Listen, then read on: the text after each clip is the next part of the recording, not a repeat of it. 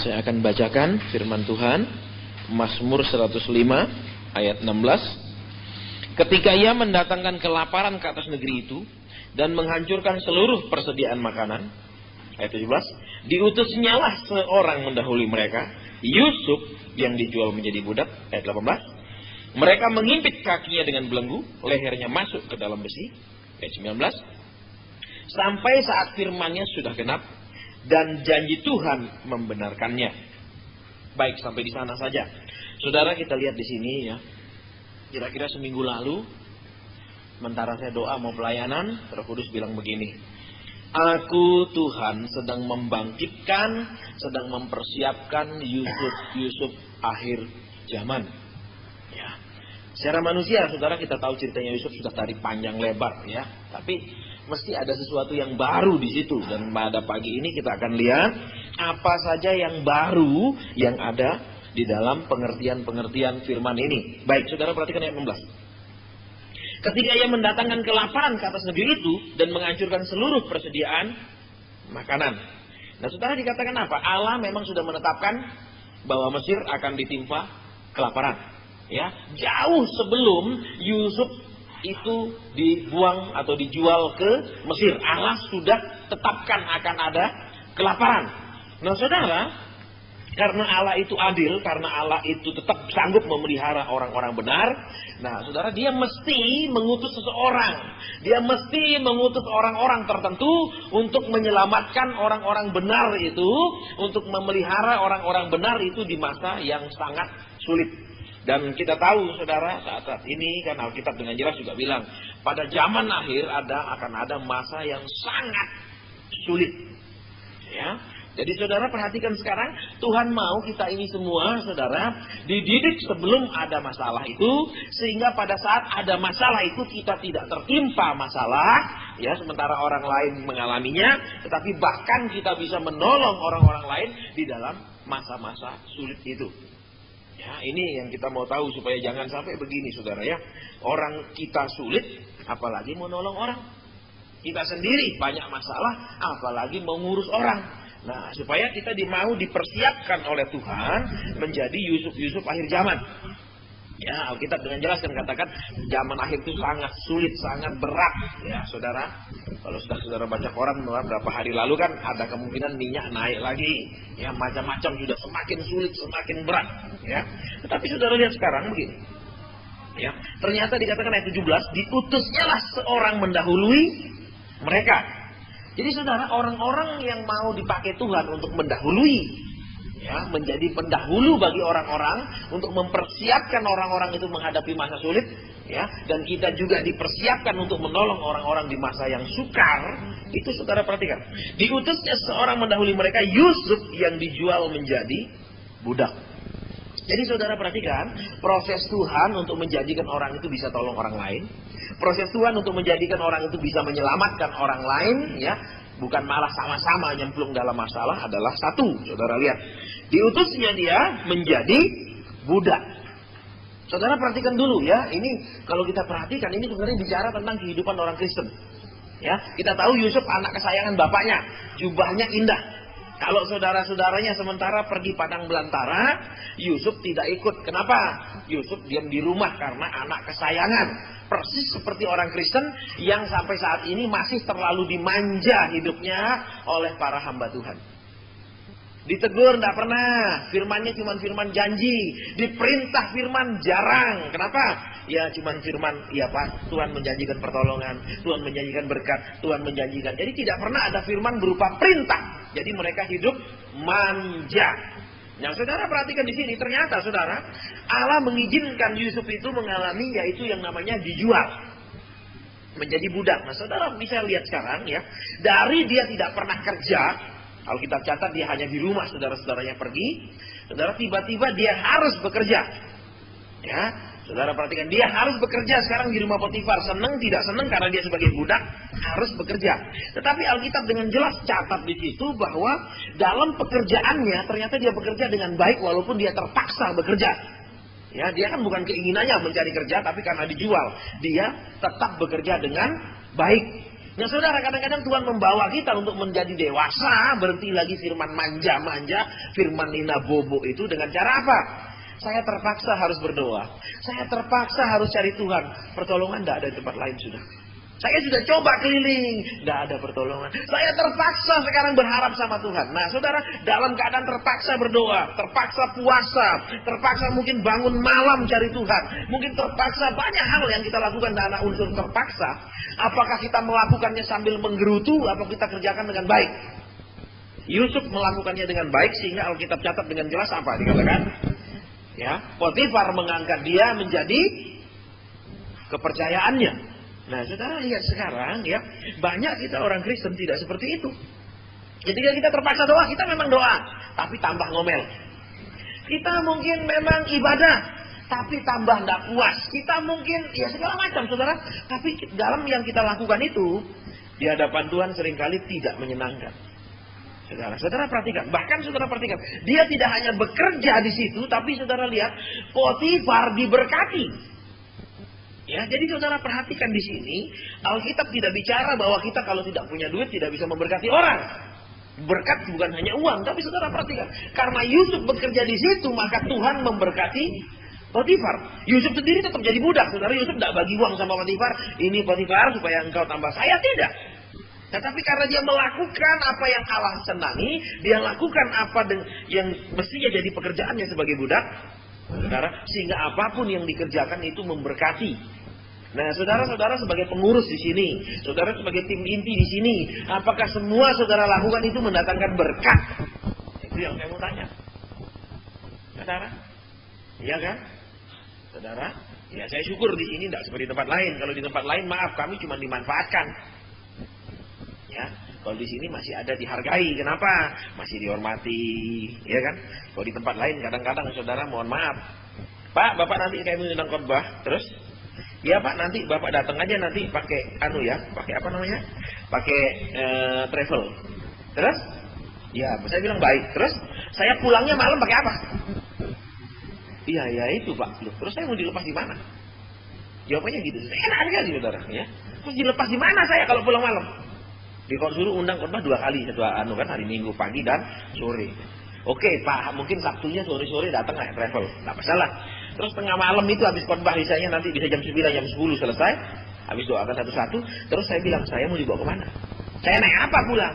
Ya itu ya Pak, ya nggak tahu ya. Loh, terus mau dilepas di mana? Artinya selesai kau melayani wisah karepmu sudah. Karena kenapa? Sudah selesai. Ya, syukur di sini tidak kan? Nah, tapi saudara perhatikan di sini apa? Yusuf dia terpaksa, saudara. Dia terpaksa lakukan karena memang saudara perhatikan dia kan anak kesayangan bapaknya. Tidak pernah kerja, tidak pernah diperintah. Sekarang harus kerja sama Potifar. Tetapi saudara perhatikan dia satu melakukannya dengan baik dan sehingga itu menjadi berkat. Nah, apakah saudara sekarang sebagai tim inti di sini sudah melakukan bagian saudara sebagai tim inti dengan baik sehingga gembala pendeta yang datang, pembicara yang datang merasa diberkati? Kedua, jemaat yang datang merasa diberkati. Nah, coba kita uji sama-sama dulu, saudara. Ya, baik. Terus saudara perhatikan lagi, saudara ya. Dikatakan di situ apa? Ayat 18. Mereka mengimpit kakinya dengan belenggu. Nah, saudara perhatikan. Sesudah dia dijual sebagai budak, saudara, ternyata dia kerja dengan baik, dia nurut. Terus apa lagi, saudara? Datang ujian dengan istri Potifar. Dia katakan kepada istri Potifar, tuanku Potifar itu sudah menyerahkan segala kuasa atas rumah ini kepadaku.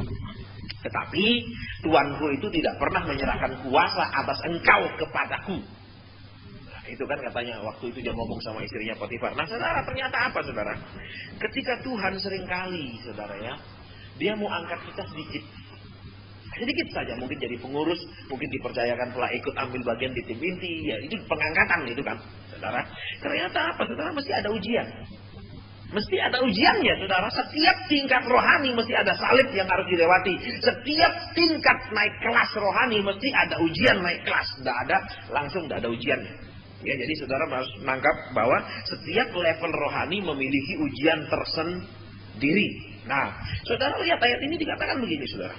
Mereka mengimpit kakinya.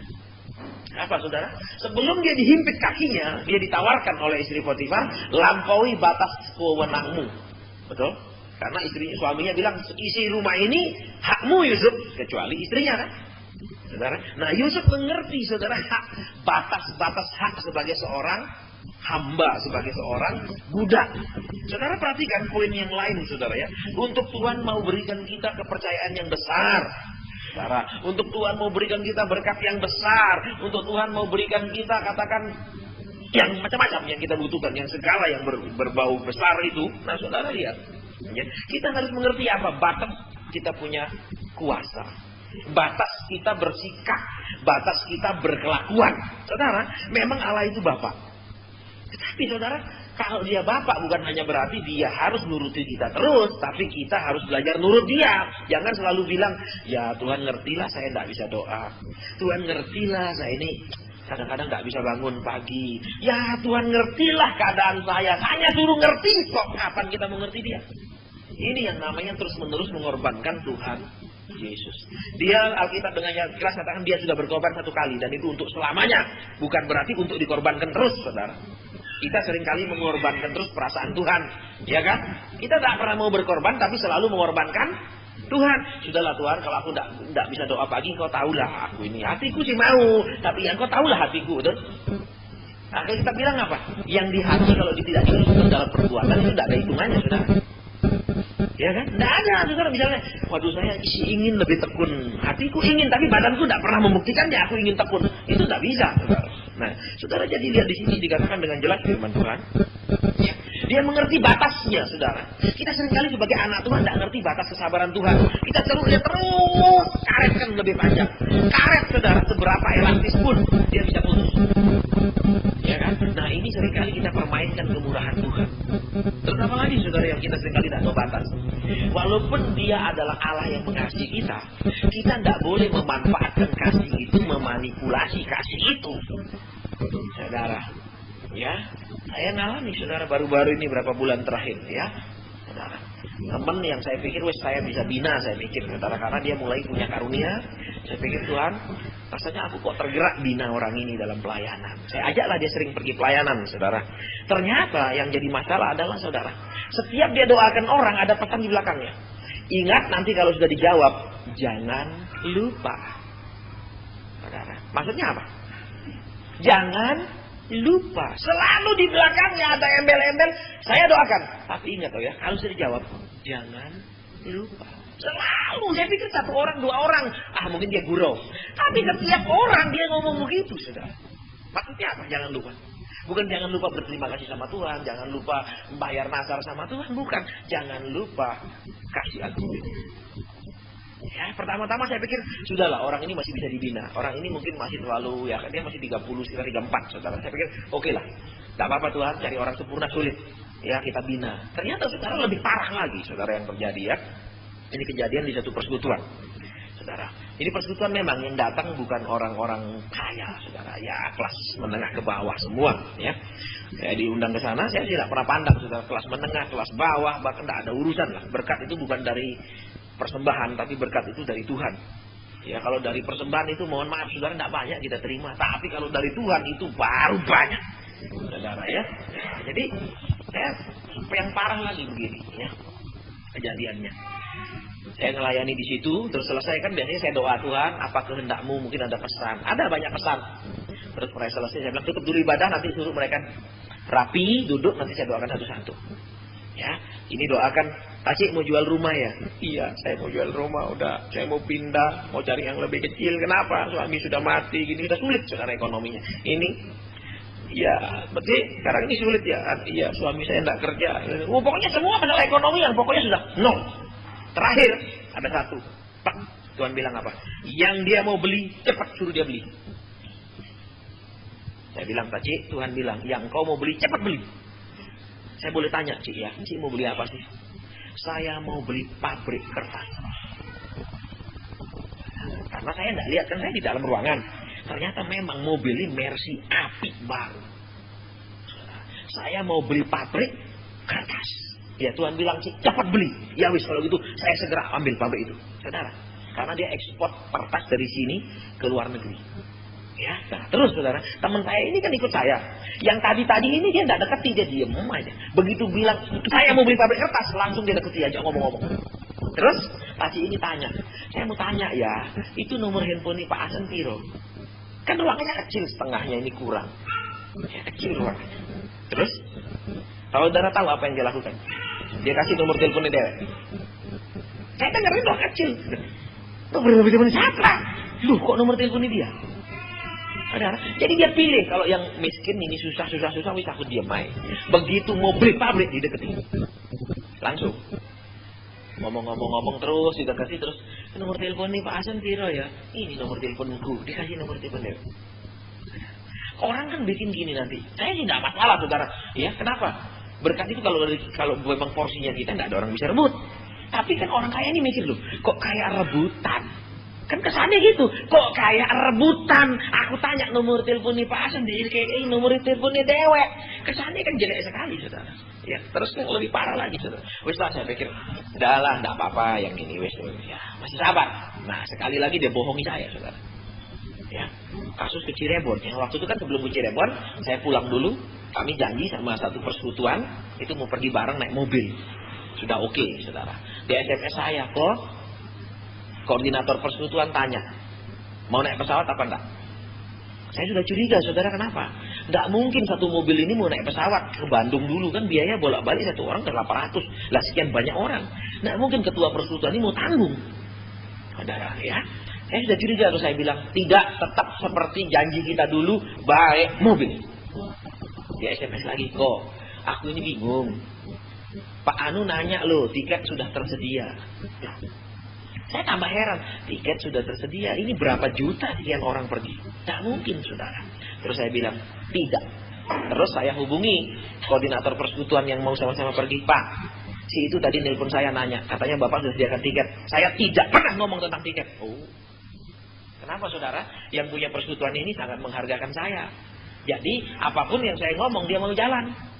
Nah, ini lihat, wis tak pakai aja namamu. Kalau saya bilang iya naik pesawat, dia akan ngomong sama yang punya persekutuan, Pak Hasan mau naik pesawat.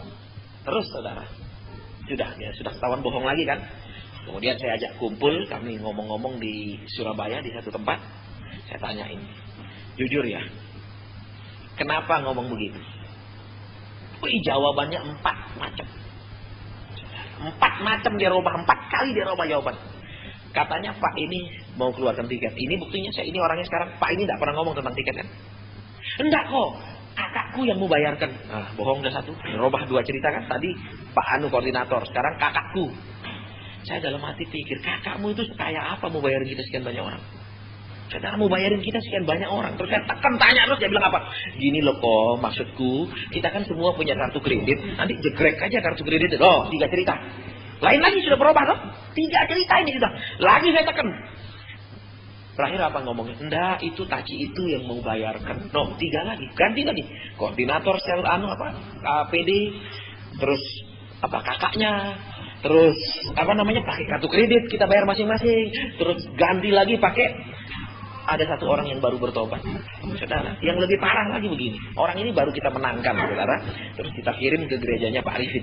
Saya sih tidak mau peduli dia mau ke gereja manapun urusan, pokoknya kita menangkan. Bertobat mau percaya Tuhan, baik pergi gereja yang paling dekat. Udah, tak urus dia mau kemana ya. Penting dia sudah percaya bertobat. Tugas kita begitu. Ya, tugas kita bukan misi bahwa mengumpulkan orang untuk apa kita kumpulkan seperti yang Pak Peter Condro bilang. Gereja harus bertobat dari kata misi. Mereka pikir misi itu artinya buka cabang-cabang gereja itu namanya misi. Padahal misi itu mestinya adalah mengubah orang dan untuk mengubah orang lain, itu namanya misi yang benar, bukan cuma bikin-bikin cabang. Ya, saudara. Udah. Orang ini lagi saudara baru bertobat, ya, saudara. Orang ini sedang bangkrut total karena gara-gara main judi tasyau. Saudara, ya, pasang ta keluar syau, pasang syau keluar ta, entek bersih, saudara. Nah, percaya Tuhan mulai karena waktu dia pertama kali hadir, saya dapat pernyataan ada seorang ibu sini kok punya pergumulan begini. Dia baru pertama hadir. Dia belum Kristen. Akhirnya dia tidak ngaku, tapi besoknya dia hubungi. Saya malu karena saya belum Kristen. Oke, kita datang ke rumahnya, kita bakar jimatnya semua dan segala macam. Terus dia mau jadi Kristen, sudah dibaptis. Nah, saudara, apa yang terjadi? Teman saya ini ikut kan? Kasarnya jeleknya gini. Taci ini, saudara yang baru dibaptis, mau bersama kami naik mobil. Temen ini mintai orang itu 2 juta. Cik, aku minta 2 juta. Aku sama istriku mau naik pesawat lewat Bandung loh. Kan lucu saudara. Yang punya duit lewat darat, yang mau minta harus lewat pesawat. Ini kan kurang ajar, betul? Saudara, nah itu sejak itu saya udah gak bisa toleransi, saudara. Kenapa? Karena orang ini jadi menganggap apa? Kok orang Kristen ini kayak gini sih minta-minta. Dan kebetulan ini ikut saya pergi-pergi pelayanan. Parah sekali, saudara. Nah akhirnya saya bilang, sekarang kemanapun saya melayani saya beritahu, pokok dia tidak boleh lagi ikut di situ. Masa ada doakan orang ini loh sih ya, nanti kalau sudah dijawab jangan lupa deh. Terus ada orang mau jual ini, kalau engkau punya itu laku, saya minta Honda Jazz 1. Nah, gitu caranya doakan. Setiap kali orang minta doa, saya minta ini, saya minta ini. Nah, sekarang saudara, berkat kalau kita cari setengah mati.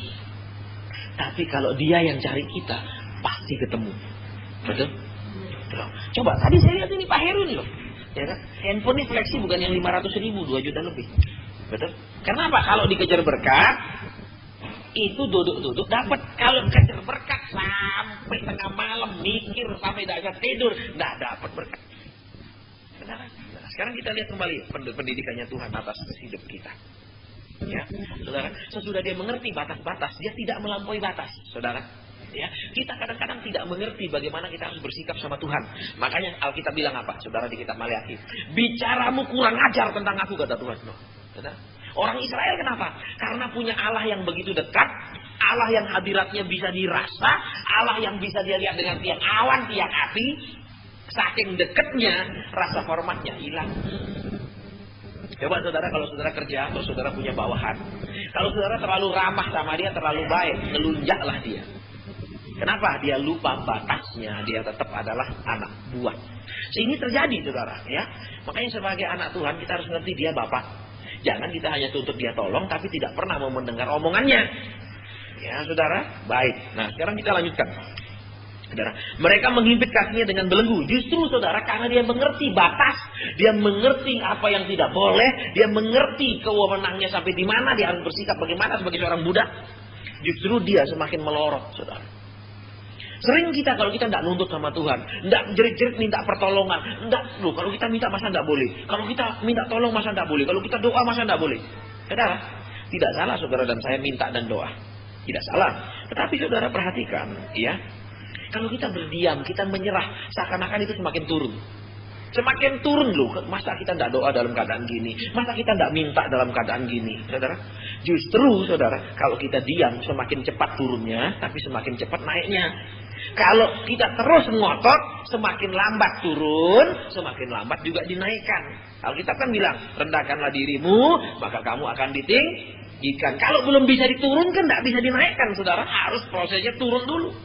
Ya. Nah, saudara lihat di sini dikatakan mereka menghimpit kakinya. Saudara, di Alkitab, di kitab Kejadian tidak pernah disebutkan begini. Ya, begitu Yusuf masuk penjara, langsung dia menjadi orang apa? Narapidana kesayangan kepala penjara. Tetapi di Mazmur dengan teliti menjelaskan, dia masuk penjara tidak langsung bebas, dia masuk penjara tidak langsung badannya apa? Dilepas. Tapi dikatakan dihimpit, saudara, dipasung dulu. Saudara perhatikan. Nah, saudara, kalau saudara dan saya tidak salah, kemudian saudara dan saya dimasukkan dalam satu pergumulan, engkau dan saya tidak bisa keluar dari situ, engkau dan saya tidak bisa lari dari masalah itu, tidak bisa melangkah pergi dari pergumulan itu, biasanya engkau dan saya pasti ngamuk dalam hati minimal. Betul? Ingin melepaskan pasung itu. Nah, saudara perhatikan. Ya, kenapa kepala penjara bisa melepaskan dia, terus dipercayakan menjadi wakilnya, bahkan di situ mengurusi semua kerjaan di penjara. Saudara, kalau Yusuf masih ngamuk-ngamuk ketika dipasung, kalau dia jerit-jerit ketika dipasung, dia bilang, aku difitnah, aku dikerjain orang, aku tidak mau seperti begini. Kira-kira kepala penjara berani tidak buka itu pasung? Tidak berani kan?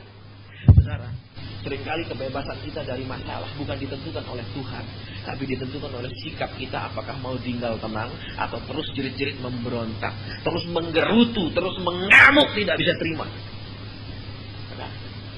Ya kan? Cenderungnya kita biasanya kalau ada masalah ngamuk paling tidak kan dalam hati, betul? Jengkel paling tidak dalam hati, betul? Ya kan? Makanya seringkali Tuhan bilang apa? Jangan dulu dikeluarkan, ini masih berbahaya, betul? Terus caranya gimana saudara supaya dia lemas? Tidak usah dikasih makan. Betul? 3-4 hari dia teriak-teriak, misalnya katakan nggak usah kasih makan, lama-lama kan lemes sendiri, ya kan? Terus nggak makan, nggak bisa ngomong lagi kan, nggak bisa teriak lagi kan, nggak bisa ngamuk lagi kan, cuma bisa baring, betul? Kadang-kadang Tuhan terpaksa menghentikan banyak hal supaya kita kehabisan tenaga melawan. Iya, saudara, jujur. Iya kan, saudara? Minggu lalu Tuhan bilang korbankan ini, saya bilang apalagi sih tentang Yusuf Tuhan, ya kadang-kadang kayak gitu. Kan sudah terlalu banyak orang korban tentang Yusuf, apalagi di kaum muda. Selalu tentang istri Potifar aja dia kotek kan, ada yang lain. Saya bilang sudah tahu Tuhan, nah, apa lagi? Tuhan bilang, ayo baca lagi, saudara ya. Ini, jadi saudara perhatikan di sini, ya. Dikatakan apa di situ? Diimpit kakinya. Kalau kakinya dijepit bisa jalan nggak? Nggak bisa kan? Nggak bisa dia geret itu patung yang berat kan? Terpaksa dia harus ya. Terus apa lagi saudara?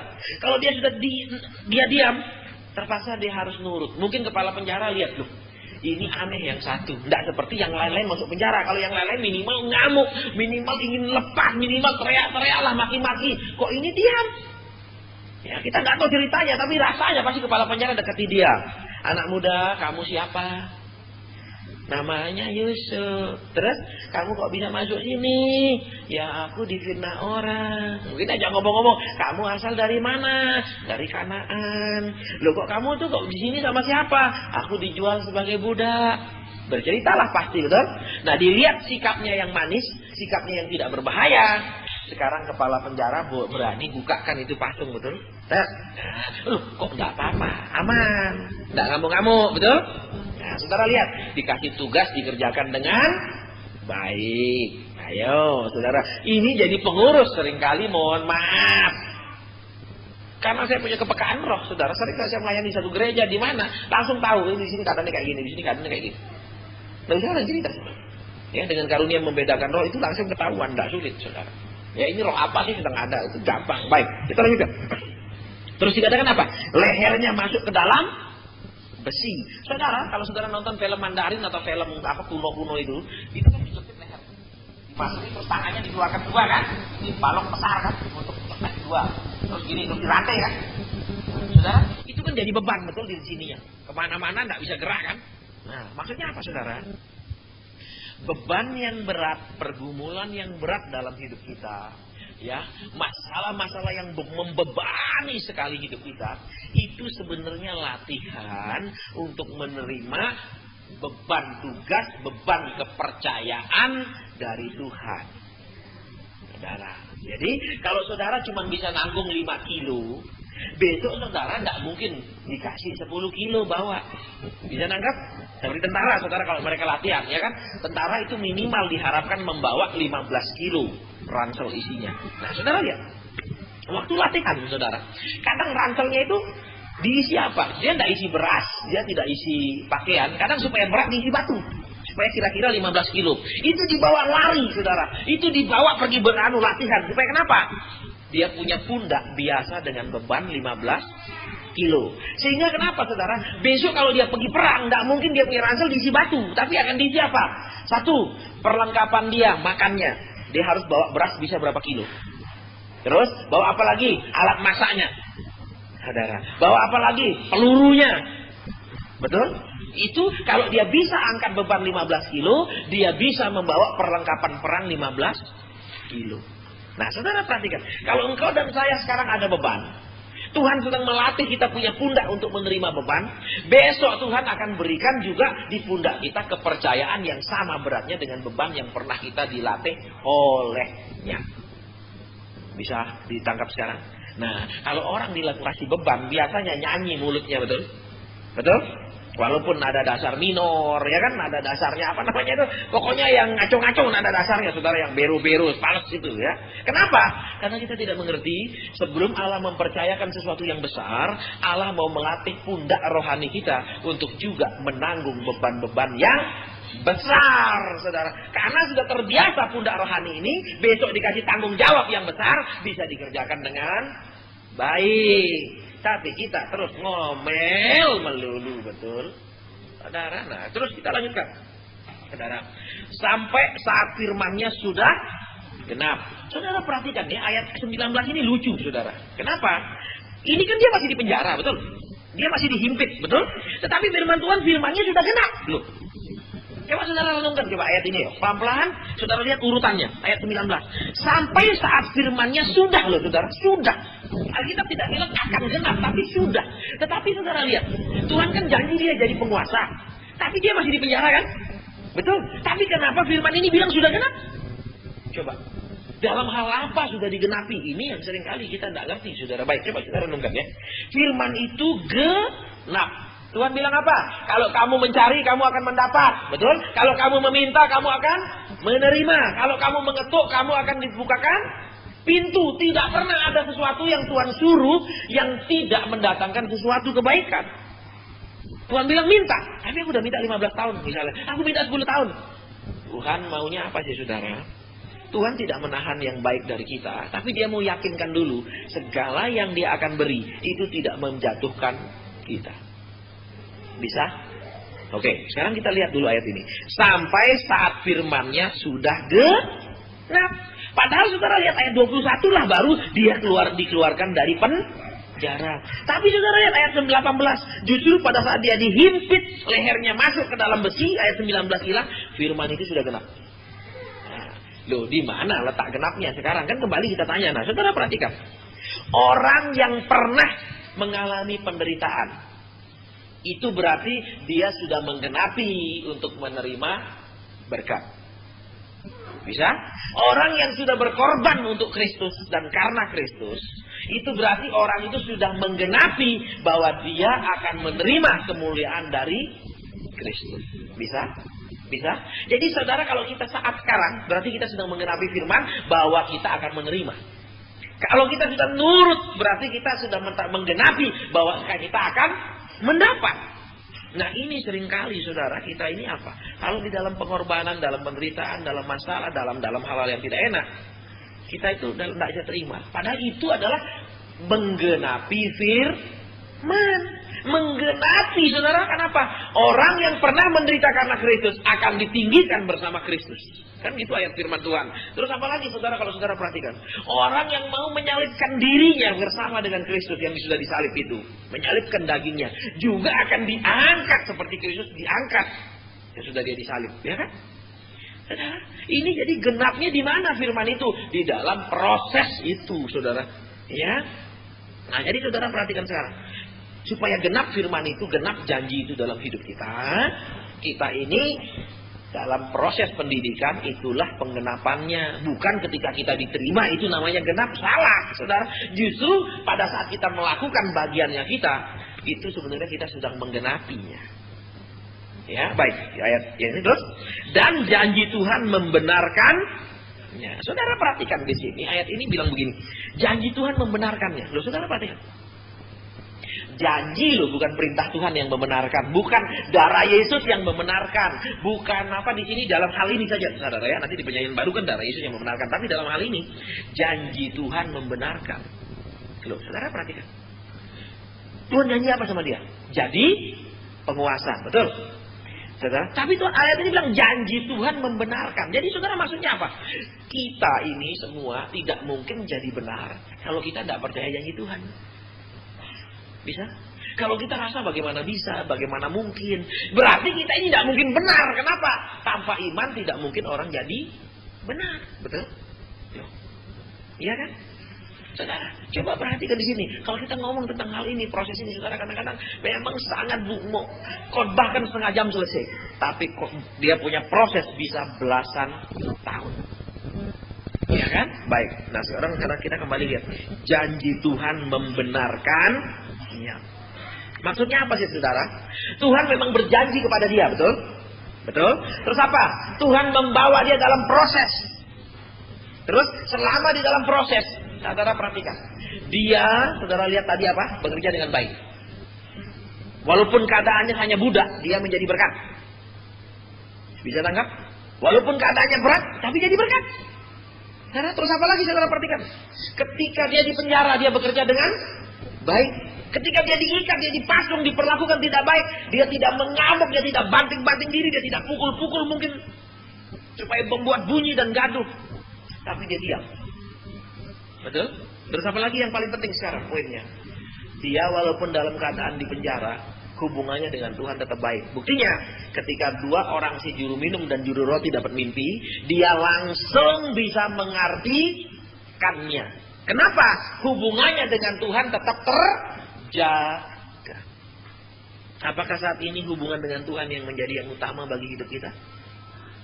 Saudara, saya pun gitu, saudara. Kalau saudara lihat jadwal saya, ini penuh semua, saudara. Nggak ada hari yang kosong. Di jadwal ini. Ini tidak ada hari yang kosong bulan. Terus sampai bulan depannya lagi. Itu tidak ada kosong. Terus, waktu saya doa, saya diingatkan oleh Tuhan. Memang aku pakai pelayanan. Tapi tujuanmu adalah mencari aku. Jadi saudara, walaupun saya pelayanan, tetap saya doa itu cari Tuhan. Tuhan, aku menikmati hadirat-Mu, aku mencari Engkau, aku mau tahu kehendak-Mu. Pelayanan nanti itu urusan tugas. Nah, jadi tidak mengejar tugasnya, itu yang kita kejar dan lakukan. Tapi tetap duduk di bawah kaki tuannya, selesai duduk baru pergi bertugas. Tujuan utamanya tetap duduk di bawah kaki Tuhan, itu yang tetap menjadi tujuan utama hidup, bukan yang lain-lain. Ya, saudara, saya tetap Tuhan. Saya tidak pernah nanti mau pelayanan, paling Tuhan aku mau nikmati hadirat-Mu, aku mau bersyukur kepadamu. Nanti baru Tuhan, nanti aku mau pergi pelayanan. Jadi sudah berubah, saudara. Tujuan utama Tuhannya yang dicari, baru nanti oke, Tuhan, aku mau pergi pelayanan, mohon penyertaan-Mu. Nah, saudara, jadi kembali ke sini, saudara, ya. Janji Tuhan membenarkan. Apa? Janji Tuhan itu adalah sebuah kemungkinan. Janji adalah sebuah benih yang hanya bisa tumbuh kalau diizinkan ditanam di hati kita. Bukan hanya didengar. Nah, saudara perhatikan. Ketika itu ditanam, saudara, sebuah pohon ditanam, pohon janji namanya itu. Tentu saja dia akan berakar, betul? Dia akan masuk lebih dalam ke tanah. Seringkali Tuhan tidak kita izinkan masuk lebih dalam ke dalam hidup kita. Ke dalam jam tidur kita, ke dalam jam istirahat, ke dalam segala sesuatu. Tuhan, cukuplah sampai sini saja. Jangan terlalu dalam engkau urus urusanku. Jangan terlalu dalam engkau urus semualah. Maunya aku sayang engkau, tapi jangan terlalu uruslah. Bagaimana akar pohon janji itu bisa tumbuh? Ya kan, bagaimana pohon janji itu bisa menghasilkan buah kegenapan janji kalau dia tidak diizinkan berakar? Nah, saudara perhatikan, ketika pohon janji ini berakar sekarang, saudara, bukan Tuhan yang memberikan pohon ini, walaupun Alkitab bilang Tuhan memberikan pertumbuhan, betul? Tuhan yang menumbuhkan. Tetapi kitalah yang harus memupuknya. Kan contohnya, saudara, gini, di dalam tanah hati kita, ketika akarnya mulai tumbuh, kita harus memberikan sak-sak supaya pohon itu tumbuh. Sak apa? Ketekunan. Itu berguna bagi pertumbuhan janji, ketaatan, kesungguhan, komitmen. Supaya kenapa? Akar janji ini, akar pohon janji ini akan menyedot segala yang berguna itu untuk mempercepat keluarnya buah kegenapan janji. Tapi kita enggak, saudara. Dengar firman, oke, simpan di hati, enggak pernah dipupuk, malah kasih batu. Dengan apa? Kekerasan hati dikasih. Ya kan, kebenaran diri sendiri, alasan. Saudara, pohon tumbuh di batu itu lama, betul? Betul? Jarang sekali ada pohon buah-buahan yang tumbuh di batu, betul? Betul? Jarang, yang ada cuma apa? Bonsai paling banyak tumbuh di batu. Ya, saudara, kalau cari bonsai rumusnya gampang. Saudara cari tempat-tempat yang berbatuan besar-besar, umumnya di situ banyak bonsai alami. Karena dia tidak bisa tumbuh besar. Kenapa? Akarnya tidak bisa banyak, tidak bisa menyerap lebih banyak, sehingga pohonnya jadi bonsai. Nah, saudara, Kristennya apa? Saudara, pertumbuhan pohon janji itu menjadi pohon janji bonsai. Memang ada buahnya, saudara, pohon bonsai, tapi kayak misalnya mangga bonsai, besarkah buahnya? Kecil, saudara, cuma enak dipandang, betul? Kalau dijual, buahnya tidak ada nilainya. Saudara, jadi kembali ke sini, saudara. Allah mau setiap kita mendengar janji, kita masukkan di dalam hati, izinkan dia berakar, terus menyedot hal-hal yang berguna. Sedangkan hal-hal yang tidak berguna dibersihkan. Ya kan? Kemalasan dan lain-lain yang tidak berguna itu harus disingkirkan dari akar itu, supaya pohonnya bertumbuh, cepat menghasilkan buah. Saudara, nah saudara lihat sekarang ya, seringkali saudara, kenapa sih janji-janji Tuhan itu kok tidak digenapi? Ya, banyak sekali. Coba Mazmur 50. Sebenarnya kemarin saya mau bahas ini, tapi Tuhan kata ini lebih mengena kepada umatku yang kemarin itu, yang baik. Jadi Mazmur pasal 50. ayat 16. Sudah?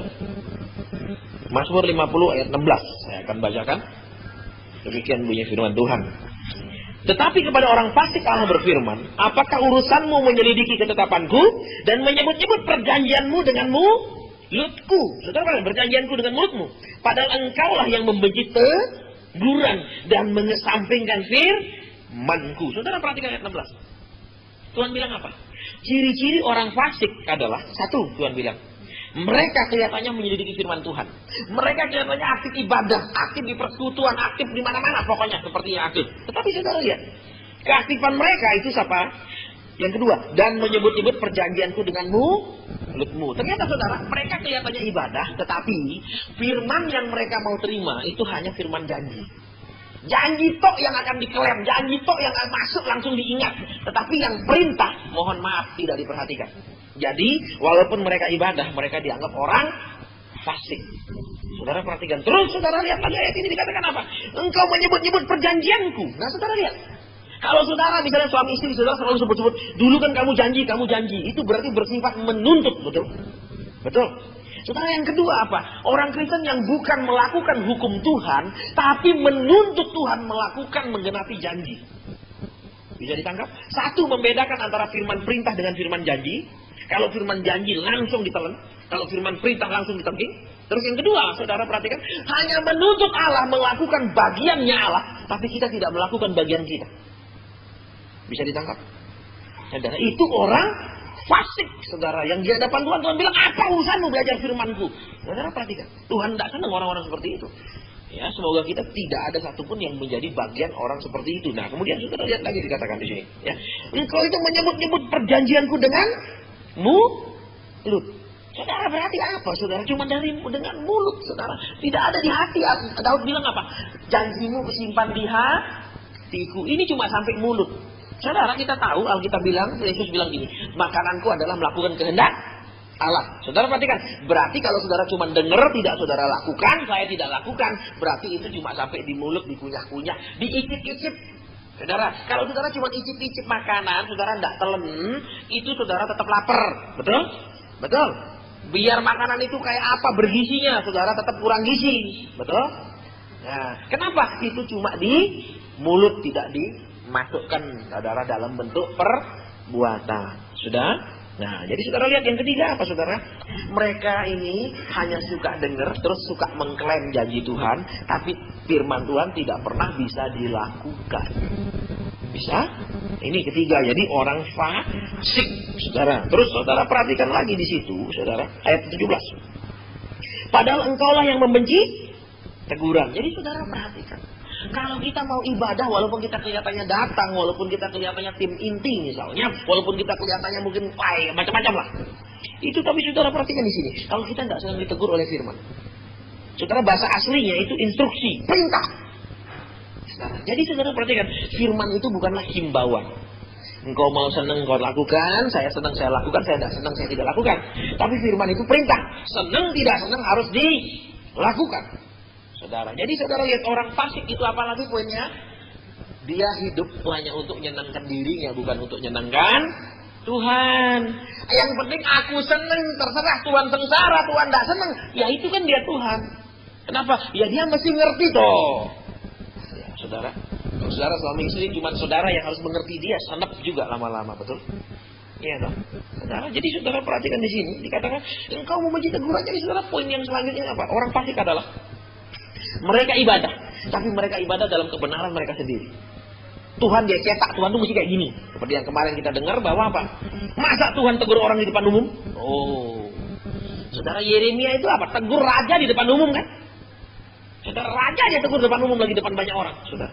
Ya kan? Seperti Elia, Ahab dia tegur di depan orang banyak. Ya kan? Kamulah sebenarnya lu, saudara. Kita enggak, masa kalau dari Tuhan tuh kayak gitu, mestinya Tuhan tuh sopan kayak gini. Mestinya lo, kita yang mengatur Tuhan harus kayak apa? Betul? Ini loh saudara. Jadi orang fasik apa? Saudara perhatikan lagi poin selanjutnya.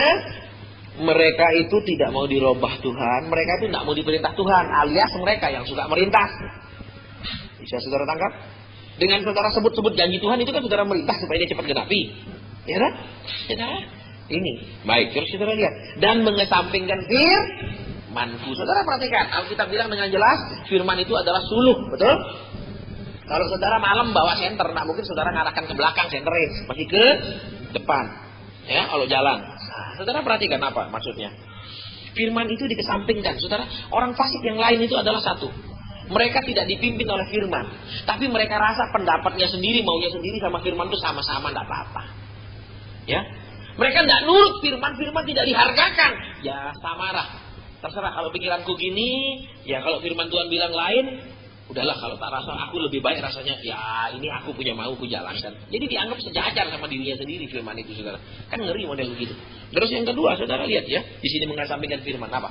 Firman bukan menjadi yang di depan,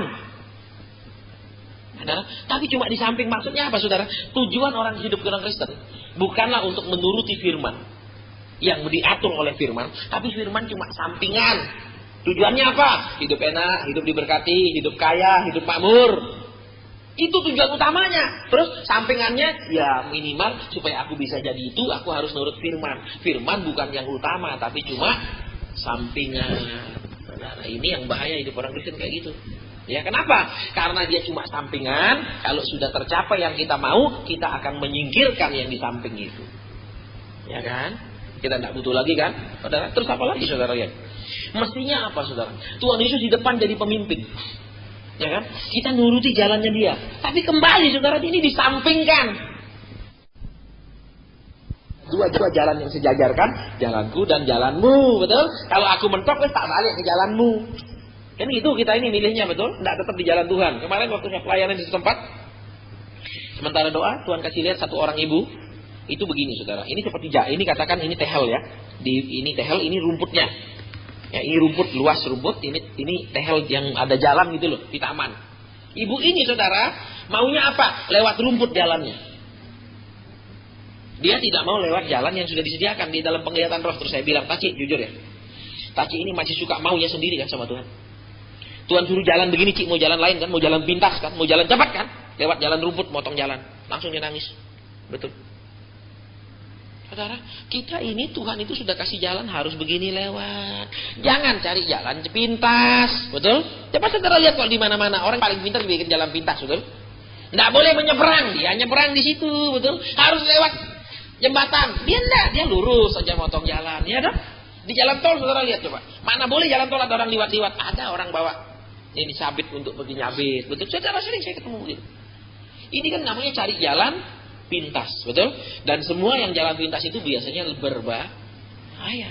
Saudara, banyak kita ingin jalan pintas, kita tidak mau proses, ingin hasil, betul? Kita tidak mau direndahkan, ingin ditinggikan, betul? Kita tidak mau dilatih pundak kita dengan beban dulu, langsung ingin apa? Dikasih pangkat di pundak kita, tidak bisa, saudara, betul? Ini loh, saudara, sering kita orang Kristen itu seperti gitu, saudara. Ya, kita mau cari gampangnya tok kok jadi Kristen. Sehingga kenapa? Kayak seperti kemarin saya sampaikan itu, Kristen ini kalau perlu sekarang diganti. Simbolnya bukan salib, tapi uang koin emas. Kenapa? Karena itu tok tujuannya. Saudara, jadi tetap Tuhan itu tidak pernah mengganti simbolnya salib. Bukan yang lain, saudara. Tapi kita maunya, Tuhan, salib diganti aja ya Tuhan ya. Betul? Sama apa? Uang 100-an ribu gambarnya, saudara. Ini loh. Jadi saudara perhatikan di sini ya. Maksudnya apa? Walaupun kita mengingat janji Tuhan, kita percaya janji Tuhan, tapi kalau kita tidak mau dirubah oleh firman Tuhan, kita tidak mau dipimpin hidup kita oleh kehendak Tuhan, kita walaupun kita sebut 1000 janji Tuhan, Tuhan bilang, apa urusanmu sebut-sebut? Bisa saudara tangkap? Kalau Tuhan ngomong itu, kira-kira dapat tidak janji itu? Digenapi tidak janji itu? Tidak digenapi. Saudara, jadi saya rangkum sekarang dengan cepat begini. Saudara ya, Tuhan sedang menyiapkan banyak sekali umat Tuhan untuk dipersiapkan, mereka tidak akan masuk dalam masalah yang akan datang, tapi bahkan di tengah-tengah masalah yang menimpa sekian banyak orang, mereka akan bisa menjadi sumber saluran berkat, pertolongan dan lain-lain. Tetapi orang sementara saudara-saudara Yusuf di Mesir enak-enak, Yusuf sengsara dulu, betul? Betul. Tetapi nanti mereka sengsara sekian lama, Yusuf sudah nah, saudara tinggal pilih. Sengsara dulu sekarang berapa tahun dididik Tuhan, nanti enak atau enak dulu sekarang nanti sengsara, pilih sendiri. Pak, ada tengah-tengah enggak? Enak terus enggak ada, saudara ya? Betul? Gini. Jadi saudara lihat, terus apa lagi saudara? Kalau Tuhan mempersiapkan kita, dia berhenti memanjakan kita.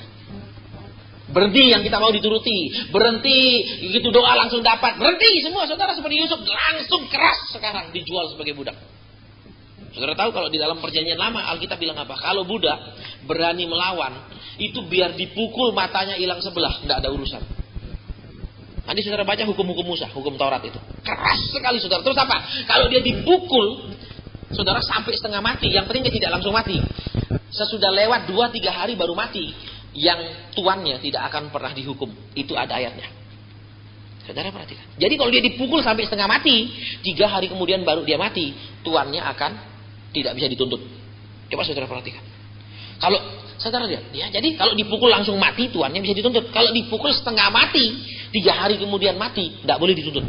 Seperti itu saudara, budak itu diperlakukan zaman dulu. Saudara, tapi saudara lihat, Yusuf bekerja dengan baik. Betul? Dia tidak geremeng-geremeng terus di rumah Potifar. Aku tidak pernah kerja di rumah bapakku, kok enak di sini suruh kerja ya. Ini kakak-kakakku itu yang brengsek jual aku. Wisal ngomet di rumah Potifar. Kira-kira Potifar darah tinggi, betul? Digebuk sih, betul? Ya kan, sudah dibeli kurang ajar, betul? Persis seperti kita, mohon maaf saudara. Kita sudah dibeli sama Tuhan, betul? Tapi tidak pernah bisa menunjukkan sebagai hamba yang baik, betul? Geremeng aja, betul? Kadang-kadang kalau syukur Tuhan itu panjang sabar. Kalau enggak, dia suruh malaikat-malaikat gebuk dulu dah supaya berhenti geremeng. Saudara, ini loh orang Kristen, saudara. Baik. Terus apa lagi, saudara? Dia walaupun dalam keadaan berat, dia walaupun di penjara, malah menjadi berkat, betul? Walaupun dia budak jadi berkat buat Potifar. Walaupun di penjara jadi berkat buat kepala penjara. Jadi saudara perhatikan. Kalau kita menuruti kehendak Tuhan, kita mau diproses oleh Tuhan. Keadaan kita walaupun rendah, kitalah yang menjadi berkat kepada orang yang lebih. Bukan dia yang memberkati kita. Keliru. Betul? Ya. Aneh lah. Aneh tuh firman Tuhan. Aneh saudara, aneh. Saya pun mengerti tuh. Saya dulu nggak ngerti gini. Tuhan, aku kok banyak bikin orang jadi kaya ya? Sedangkan aku sendiri belum kaya. Benar saudara, ada berapa perusahaan konseling terus Tuhan bilang bikin begini, kerjakan begini, berkembang, kerjakan gini, berkembang saudara. Ya, cepat berkembangnya. Loh, kok aku sendiri belum ya? Terus saya ingat surat Rasul Paulus, Tuhan ingatkan begini. Kami miskin, tapi kami memperkaya banyak orang. Ada ayatnya saudara. Oh iya benar Tuhan. Walaupun kita tidak ada, tapi kita bikin orang kaya loh, aneh toh? Ada? Nah, jadi sekarang apa lagi kembali? Kalau kita dipasung, ya, kalau kita dibelenggu, tidak usah mengamuk, tidak usah jerat-jerit ke sana kemari, tidak usah banting-banting diri demo sama Tuhan. Karena kenapa? Hanya anak kecil yang dijenggol sedikit teriak-teriak amin. Ya kan? Coba kayak Esther jatuh. Wah! Kenapa? Ya dia butuh perhatian. Si anak kecil selalu butuh perhatian, betul? Kita sudah Kristen dewasa ini kan 17 tahun ke atas semua ini, betul? Ada yang 2 kali 17, ada yang 3 kali 17, betul? Masa tak dewasa, saudara? Ya, jadi di sini saudara apa? Di penjara dia tenang, dia tidak ngamuk, maka diperingan sekarang ikatannya, ya kan? Dibuka pasungnya, betul? Dibuka yang ikat lehernya, ya kan? Terus kepala penjara bilang, Yusuf, kamu boleh bantu aku. Loh, bebas ya kan? Walaupun dia di dalam penjara, tapi sudah bebas kan? Berarti diikat, saudara. Coba kita perhatikan sikap kita ketika ada di dalam masalah. Coba kita perhatikan kelakuan kita ketika di dalam masalah. Bukankah kita tidak seperti itu? Kita mau ngamuk, kita mau segala macam, sehingga kepala penjara bilang apa? Jangan dulu, betul, masih berbahaya. Kalau perlu tolong kurangi jatah makannya supaya lemes. Iya, saudara. Mau enggak kalau Tuhan kurangi semua supaya lemes? Mau? Semua Tuhan kurangi, semua Tuhan tutup sampai apa? Ngomong pun enggak punya tenaga. Mau? Enggak toh? Makanya jangan melawan, saudara. Iya, Tuhan tuh tahu caranya didik kita tuh, dia sudah tahu, saudara, mesti dibeginikan loh. Dia yang buat kita kok, dia ciptakan, dia tahu ini setelannya mesti gini. Sama kayak saudara punya TV kan, misal TV rusak, oh merek Toshiba, bawa ke tempatnya Toshiba, langsung ngerti ya teknisi, oh ininya Pak biasanya masalah. Cepat nangkepnya, kenapa? Dia yang bikin nih, dia tahu, saudara, betul? Makanya periksa dulu hidup kita sekarang. Kalau masih macam-macam, masih ngamuk, meronta-ronta, kepala penjara bilang apa? Belum waktunya, biarkan dia dulu. Terus terus dipasung, terus supaya lemes, kurangi jatah berkatnya. Ya, jadi hati-hati. Terus apa lagi yang terakhir?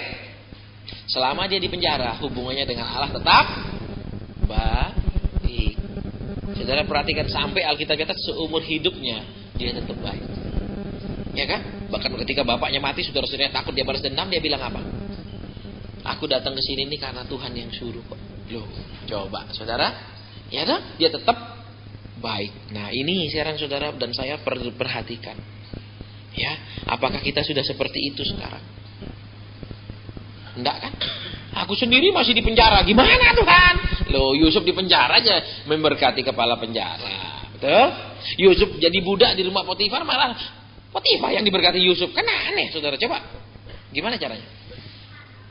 Nah, sekarang tinggal keputusan kita. Nah, yang terakhir, semua janji Tuhan, walaupun kita sebut-sebut, kita klaim, kita confess, kalau kita tidak suka dirubah Tuhan, kita tidak mengutamakan firman Tuhan, tetap Tuhan bilang, apa urusanmu sebut-sebut janjiku? Bisa? Tapi kalau kita nurut, mau ditegur, hati kita lembut, firman adalah pemimpinku di depan. Aku tidak anggap pendirianku, pendapatku sama dengan kehendak Tuhan. Tapi kehendak Tuhanlah yang diutamakan. Terus apalagi? Tujuanku adalah firman-Nya, berkenan kepada Dia, sesuai maunya Dia, bukan cuma di samping. Tujuanku sih kaya, tapi supaya aku kaya, ya aku kan mesti nurut. Kalau enggak, nanti Tuhan tidak berkati. Loh, ini kan sama-sama jalan, berarti tujuan utama tetap tidak berubah. Firman cuma sampingan. Tuhan mengerti. Ya, jadi keputusan sekarang di tangan kita. Mungkin masih di penjara, mau meronta, silahkan. Gitu. Kepala penjara sih santai saja, saudara. Kenapa? Kalau ngeronta-ronta terus, jatah makan dikurangi, betul, supaya lemes, ya kan? Tergantung. Kalau tinggal tenang, kepala penjara akan nanya, betul, didatangi. Terus apa? Mulai, Sob, bantu aku di penjara ya. Walaupun masih di penjara, tapi bisa membantu. Loh, itu loh saudara. Sekarang pilihlah, mau ronta-ronta, ya kan, kalau bahasa Lomboknya itu melitik namanya saudara ya. Melitik tuh wajib orang seperti cacing disiram tuh, dia masukkan ke abu, dia guling-guling. Terserah. Kan sekarang kepala penjara sedang mengawasi. Ya. Saudara, kalau Tuhan pimpin kita, dia bawa kita dalam situasi itu, melitik enggak? Ronta-ronta enggak? Ngamuk enggak? Kalau ngamuk, selamat, dikurangi jatahnya. Oke, kita mau berdoa.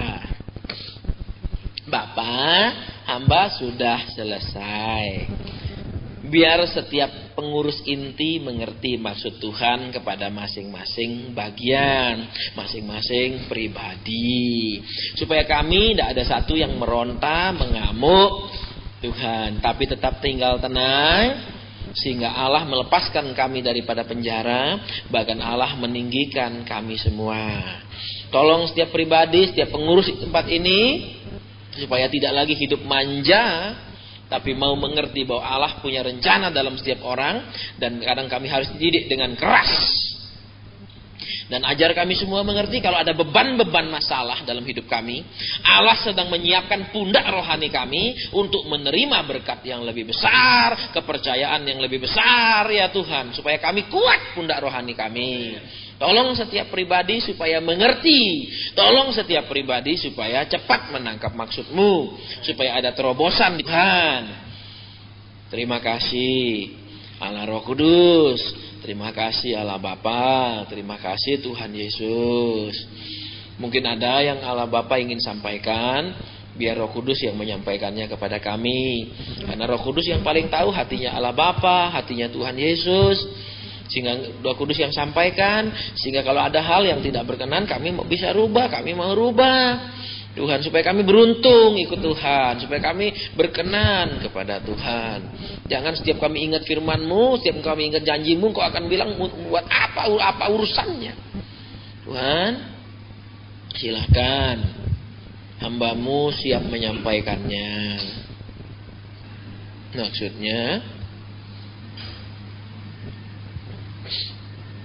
baik, terima kasih. Terima kasih Roh Kudus, terima kasih Tuhan Yesus. Hamba berdoa buat setiap pengurus di tempat ini, Tuhan Yesus. Setiap pribadi yang hadir Tuhan di tempat ini, kiranya diikat menjadi satu hati untuk mempermuliakan nama Tuhan, satu tujuan untuk menjadi pelaku firman Tuhan, satu arah menuruti arah pimpinan Tuhan. Tolong setiap pribadi ya Tuhan, kalau kami semua sedang dipersiapkan jadi Yusuf-Yusuf akhir zaman, Tolong kami semua tidak tawar hati. Tolong kami semua tidak mengamuk. Tolong kami semua tinggal tenang dan percaya. Beri kekuatan setiap pribadi Roh Kudus yang sedang diproses. Beri kekuatan setiap pribadi yang sedang mengalami penggosokan supaya mengkilat di hadapan Tuhan. Terima kasih. Terima kasih Roh Kudus. Terima kasih Tuhan Yesus. Dalam nama-Mu kami berdoa. Hamba mengakhiri pemberitaan firman dan penyampaian perhatian penyataan-penyataan-Mu dalam nama Tuhan Yesus Kristus. Haleluya. Amin.